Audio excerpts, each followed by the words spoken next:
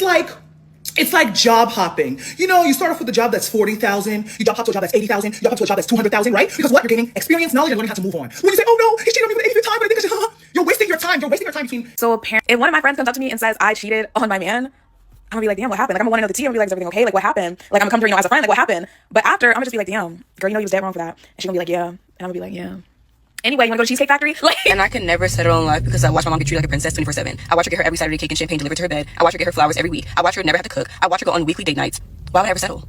Why? If you're not willing to take a burden off of my shoulder, what are you in my life for? A man that doesn't lighten up my load can never be my man. Life is already a lot as it is. I gotta pay bills every month, take care of my mom, almost turning 30. It's just so much going on. So as a man, if you're not willing to take a burden off of my shoulder, what are you in my life for? I just don't see how women settle for men that are not adding anything to them. Because as a woman, you are so powerful, you are so creative, you're influential, you are literally the only being of your kind. You are a woman and a man mixed together. So you're telling me that all of that beautiful divine energy, you're wasting it on somebody who can't even pay your bills? Who's asking you what you bring to the table? I just want us in 2025 and moving forward as women to start being selfish with our energy. I want a woman that's gonna be with me when the times are tough. I will leave you. I'll leave you. I will. Literally, the minute it feels tough, I'm leaving. And you know why? You know why? Because that same man that's saying it, you know why he's going to leave you? Because you're going to gain weight after birthing his baby. Or maybe you're going to be diagnosed with some type of illness that he finds is crippling for him to care for you. Gotta pay me to even leave my house, okay? I'm not leaving my house without a Cash App, a Zelle, Venmo. I accept all forms, okay? Before I even waste my $60 foundation, Cash App. Before I even put on my outfits, my dress, my heels, Zelle. Before I even turn my doorknob to walk out of the door, Venmo. A nigga gotta pay me. I'm not cooking, I'm not cleaning, I'm not sucking, I'm not fucking, I'm not washing clothes and folding drawers and putting them in drawers. I'm not doing none of that shit unless he buys me my house in the hills overlooking the ocean in Malibu. He has invested into assets in my trust fund. I am written into his will. I'm not gonna ask for y'all allowance this week. Did y'all text every nigga in y'all phone for y'all allowance? The ones, you know, who do the best they can, asking for 500. The ones who got it like that, asking for 1,000. The ones who really got it like that, 5,000. Remember, close. Men be so mad when we talk about using them for their money, yet they use us for our bodies every day, all the time. Get over it, nigga, and run me my money. I would never get on this app talking about we are the men who like ugly girls. Baby, the men are the ugly girls. What are you talking about? I would never get on. If a man say something to you like, well, what you gonna do for me? What do I get? Tell that nigga go find him a man. Little bitch.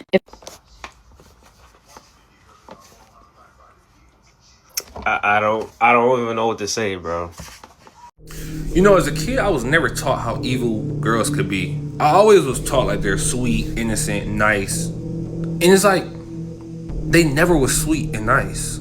Some were, but so many of them were always just rude, crybabies, just so much emotion, didn't care about, and selfish. Like, but you're not really taught that as a kid.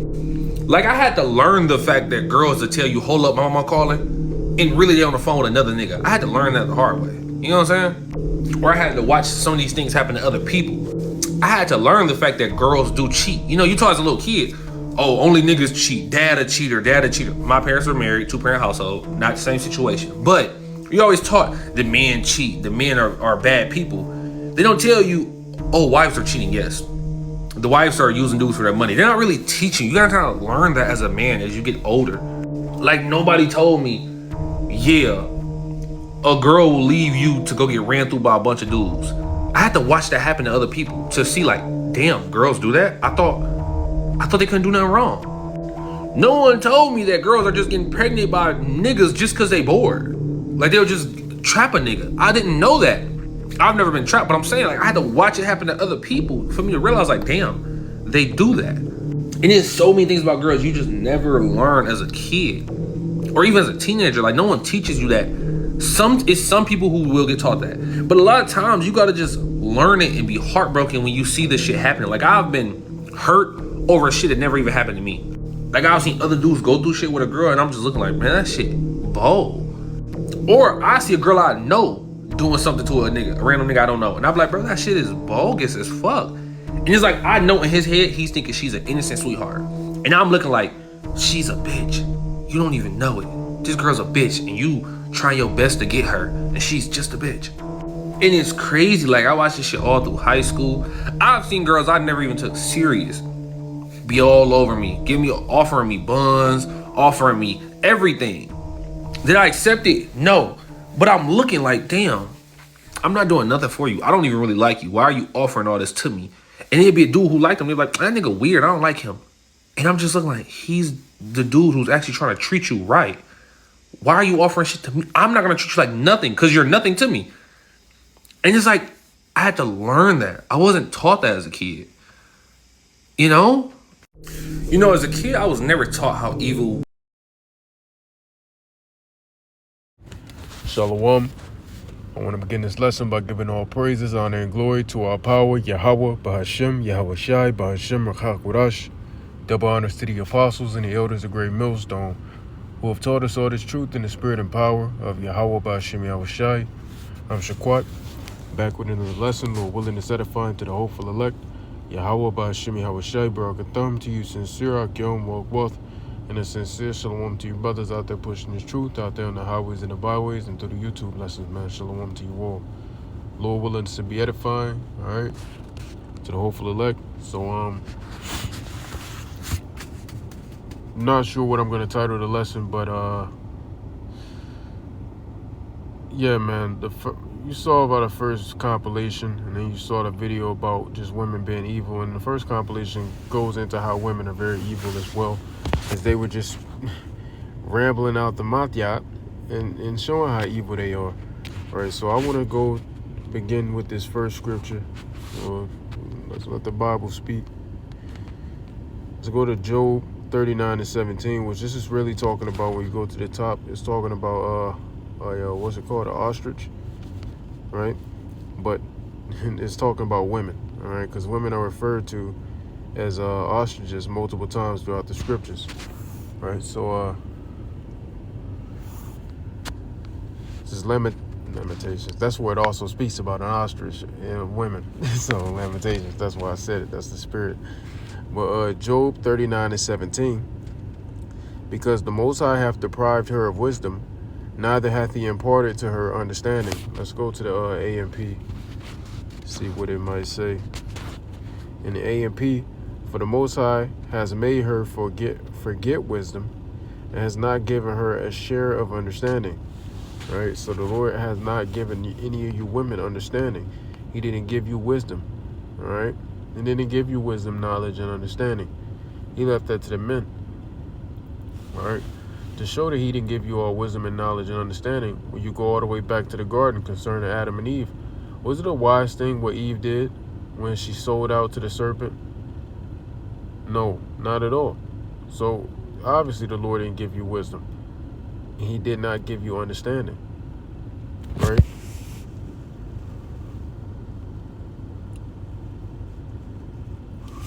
All right, now to concern the guy who was talking about women being evil and things of that sort, let's go to Ecclesiasticus 25, all right? Let's go all the way down here. We're going to start at verse 19. It says, well, let's go up here. There's something up here we can read on to.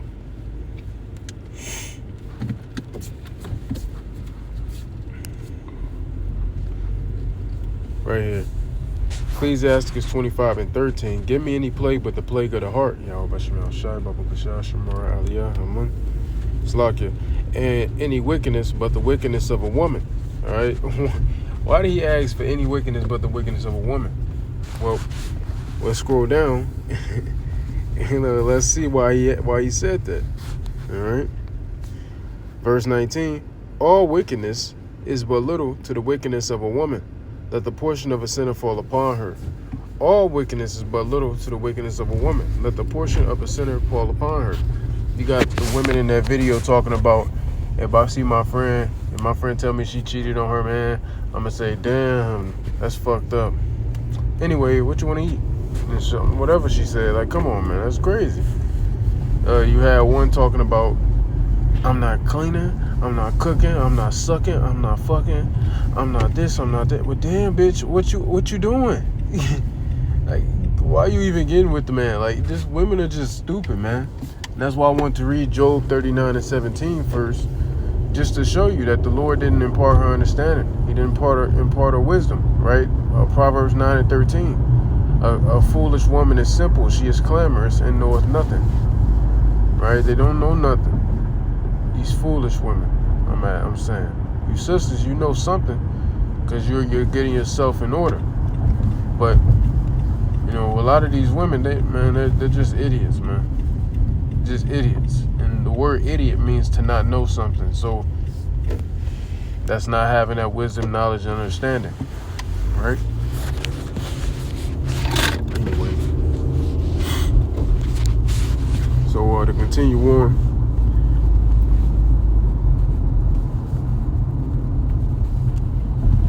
right here in verse 24, of the woman came the beginning of sin, and through her we all died. Talking about all the way back at Eve, back during the time of Eve, right?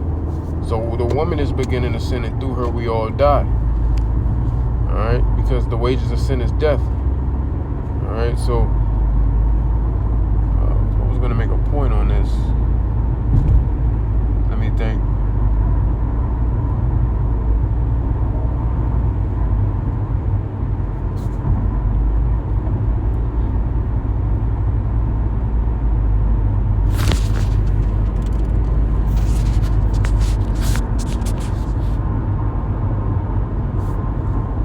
Salakia, bear with me. I'm trying to remember the point.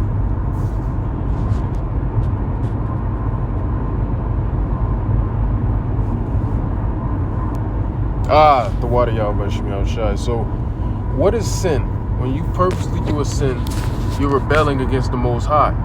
Or even if you don't purposely do it and you sin, you're still rebelling against the Most High. It's just ignorantly. All right. So, what did the scripture say about rebellion? It says rebellion in the book of 1 Samuel. Rebellion is as the sin of witchcraft. It says the sin of witchcraft. So what happens to a witch and a warlock? They're supposed to be put to death according to the books of the law. A witch and a warlock, which is just a male version of a witch, is supposed to be put to death. That's what's supposed to happen. So if rebellion is as the sin of witchcraft, that means rebellion, if you're going to be rebellious, is to be put to death.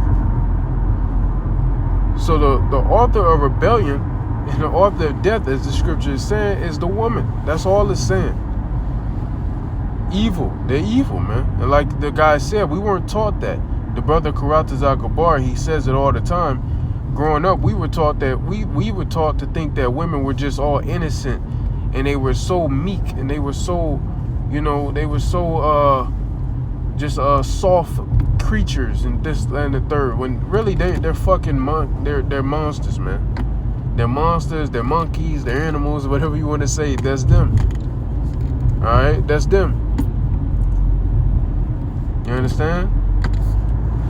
So yeah, that's what I wanted to get concerned in that. I want to go to the book of Ecclesiastes 7. We're gonna go down here at verse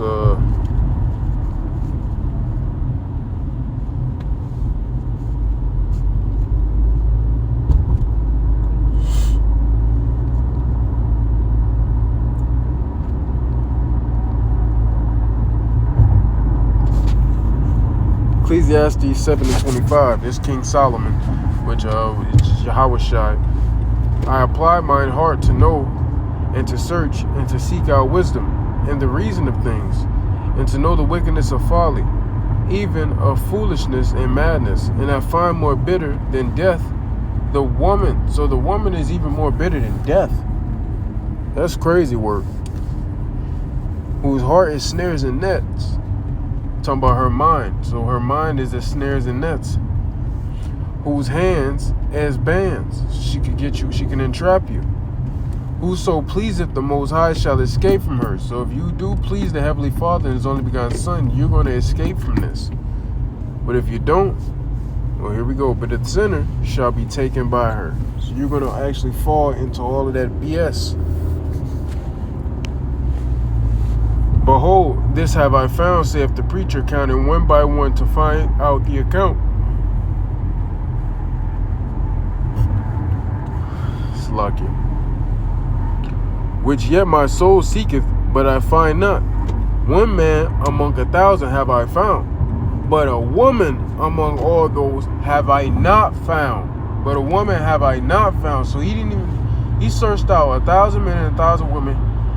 Out of 1,000 men, he found at least one, but out of 1,000 women, he didn't find a single woman to be righteous, man. Meaning all of them women at the time was in that city girl, hot girl, summer city girl fucking thotty spirit, that rebellious fucking spirit.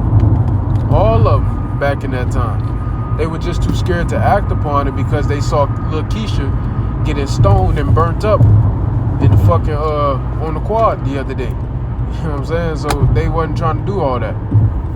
She called a little rock shower, and they was like, "Oh yeah, we can't do that. We can't go cheat on our man and commit adultery on our man." You know what I'm saying? They you know, that's why we got to bring capital punishment back, and we got to do it according to the laws of the Heavenly Father. But you know, Esau, he don't want to do that. You know, the nigga want to bring capital punishment back selectively. No, nigga, bring it back for the sodomites, for the adulterers and adulteresses. Bring it back for all the motherfuckers, nigga. Don't pick and choose, my nigga. You tripping. Alright, so, you know, this is some scriptures concerning how wicked women can be and evil women can be. I want to get another one. The book of the Kings. Let me see. I believe it's in the Kings. Samson. Spelled it wrong. Salakia. Samson.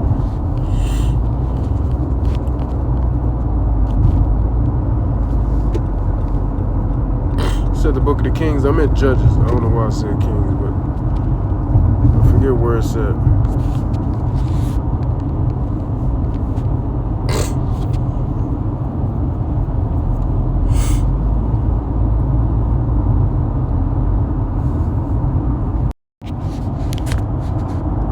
That's absurd.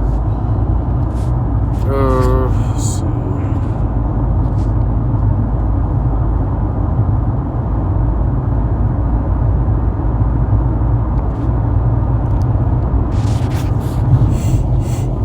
So it says Samson's weakness. Alright, so I'll start at verse 1 and I'm going to try to skip around the best I can. So this is Judges 16:1. Then went Samson to Gaza and saw there an harlot and went in unto her. And the harlot was talking about Delilah.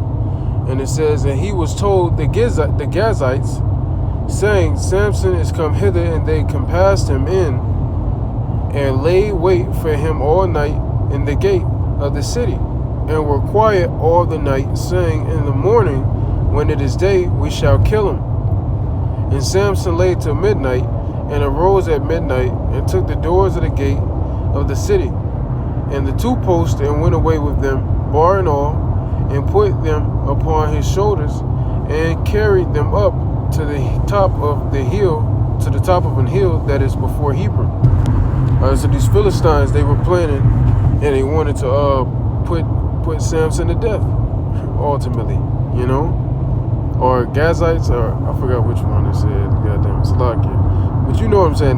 These heathens wanted to put Samson to death, man. All right, they're the Philistines, the water Yahweh Shai. I had to make sure, but they wanted to put Samson to death. They were seeking to kill him. So when you keep going, it says, and it came to pass afterward that he loved a woman in the valley of Sherek, whose name was Delilah. And the lords of the Philistines came unto her, and said unto her, entice him, and see wherein his strength, his great strength lieth, and by what means we may prevail against him, that we may bind him to afflict him, and we will give thee every one of us 1,100 pieces of silver. And Delilah said to Samson, tell me, I pray thee, wherein thy great strength lieth, and wherewith thou mayest be bound to afflict thee. So she's asking, what's the secret? Because remember, Samson, he took a pledge to be a Nazarite. So he grew his hair out, all his hair real long, things of that sort, because he couldn't shave it because he's taking a pledge to be a Nazarite. All right, he wasn't drinking wine and stuff like that. So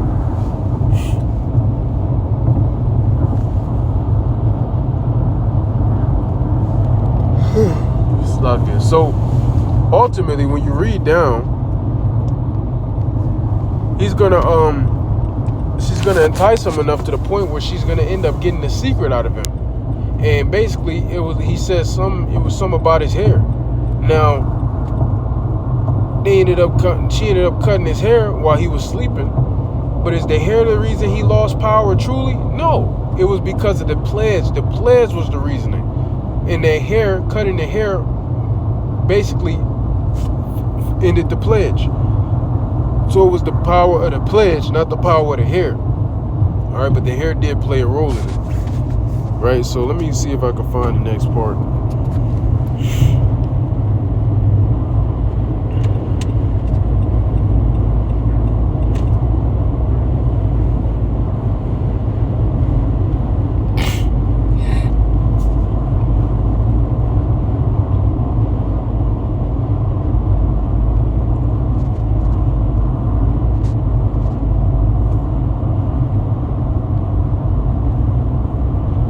Just read the whole chapter because I don't want to read all of this.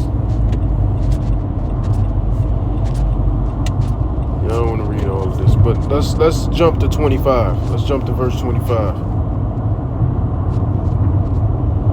Or not verse 25, verse 15. I don't know why I said 25. It says, and she said unto him, how canst thou say I love thee when thine heart is not with me? Thou hast mocked me these 3 times, and has not told me wherein thy great strength lieth. And it came to pass, when she pressed him daily with her words, which is why the scriptures say, hold your tongue from the wife of thy bosom. Shouldn't tell your wife everything. Should not. There's a reason the scriptures say that. Alright? Use wisdom. Because they're just children at the end of the day. It says, when thine heart is not with me, thou hast mocked me these 3 times, and hast not told me wherein thy great strength lieth. And it came to pass, when she pressed him daily with her words and urged him, so that his soul was vexed unto death, and he told her all his heart, and said unto her, there hath not come a razor upon mine head, for I have been a Nazarite unto the Most High from my mother's womb. If I be shaven, then my great strength will go from me, and I shall become weak, and be like any other men. Alright, so he's talking about if his hair was shaven. Alright, if you put a razor to his head, if you cut his hair. Alright, but it wasn't the power. Alright, yeah, the what's the word I'm trying to use? Can't think about it, but for lack of better terms, the power didn't come from the hair, the power came from the pledge. But if you cut the hair, you end the pledge. So that's why the hair had a lot of significance. Alright? So basically that happened. And when you keep reading, we read down a little bit. And when Delilah saw that he had told her all his heart, she sent and called for the lords of the Philistines, saying, come up this once, for ye have shewed me all his heart. Then the lords of the Philistines came up unto her, and brought money in their hand. And she made him to sleep upon her knees. And she called for a man, and she caused him to shave off the 7 locks of his head. And when she began to afflict him, and his strength went from him, and she said, the Philistines be upon thee, Samson. And he woke out of sleep, and said, I will go out, as at other times before, and shake myself. And he was not that Yahweh was departed from him. But the Philistines took him and put out his eyes, and brought him down to Gaza, and bound him with fetters of brass, and he did grind in a prison house. Howbeit the hairs of his head began to grow again after he was shaven. And the lords of the Philistines gathered them together for to offer a great sacrifice unto Dagon, their God, and to rejoice, for they said, our power hath delivered Samson, our enemy, into our hand. Alright, so then you keep going, and basically the Lord gave Samson spiritual power. He took a lot of the Philistines out, gave spiritual power at the end of this chapter. So read on that. The point I basically want to get is how Delilah slimed him out. She basically slimed him out. You know, you women are very trickery. You're keen to be trickery. Alright? They're very sneaky. Alright, so this guy's shocked that women are evil, Bro, it's in the Bible, man. You gotta read your book. But you know, our people, they're not in the word of the Lord. All right, so when you go to Deuteronomy 28, as you see from the first video, these women in the first video, it's like they hate us. They just hate men. It's like, okay, well, let's go to Deuteronomy 28, because this is not a shocker, right?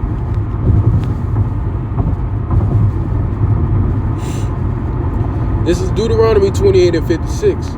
The tender and delicate woman among you, which would not adventure to set the sole of her foot upon the ground for delicateness and tenderness, her eyes shall be evil toward the husband of her bosom. So towards the men in general. That can mean her literal husband or her father, brother, men in general. All right, the eyes going to be evil, or the eyes of the women going to be evil towards the men. And toward her son, and toward her daughter, and toward her young one, which that's when you go to Lamentations for that one. And toward her children which shall bear thee, for she shall eat them for want of all things secretly in the siege and straitness. Alright? So this is talking about multiple sieges. Talking about when the Assyrians came and besieged us, you had Israelite women eat children. That's 2 Kings 6. Alright, when the Babylonians came at us, you had that going on. 70 AD, you had that going on. Alright? And the one with the Babylonians attacking us, that's in Lamentations. Alright, Lamentations chapter 4, if I'm not mistaken. That's when it goes to the Babylonian one. The Assyrian one is in 2 Kings 6. Isaiah 9 speaks about it too. It speaks about cannibalism. Not on children exactly, but it speaks about cannibalism. But then you also have, where's the other one that speaks about cannibalism? Eating children. Well, I can't remember that one, but I'll just say this. There's a reason Yahweh Shai said in the Gospels, woe to you that will give suck and bear children in that day. Alright, roughly paraphrasing. There's a reason. So it says, her eyes shall be evil toward the husband of her bosom, and toward her son, and toward her daughter, and toward her young one that cometh out from between her feet, and toward her children which she shall bear. For she shall eat them for want of all things secretly in the siege and straitness, wherewith thine enemy shall distress thee in thy gates. Alright? So there you go. And these are part of the curses. These are simply put a part of the curses, man. So it shouldn't be no surprise that these things are happening, that this is how things are going. Right? It's just simply all a part of the curses. Right? So women are evil. They clearly hate us, and that's okay. That's why Micah 7 and 10 says what it says. Those women are going to eat their words very soon. And to the Jake, hey man, this is prophetic. All right, this is prophetic at the end of the day. Right, so I want to end it off by giving all praises, honor, and glory to our power, Yahweh Ba'Hashem, Yahweh Shai Ba'Hashem, Rachak Wadash. Double honors to the apostles and the elders of Great Millstone who have taught us this truth in the spirit and the power of Yahweh Ba'Hashem, Yahweh Shai. And until next time, Abba Ball, Kom Yashwala, Gadol Abadium, Lababal, Hagadol, Yahweh Mahar, Wa Habatham. And until next time, I would like to say unto you all, Shabbat Shalom.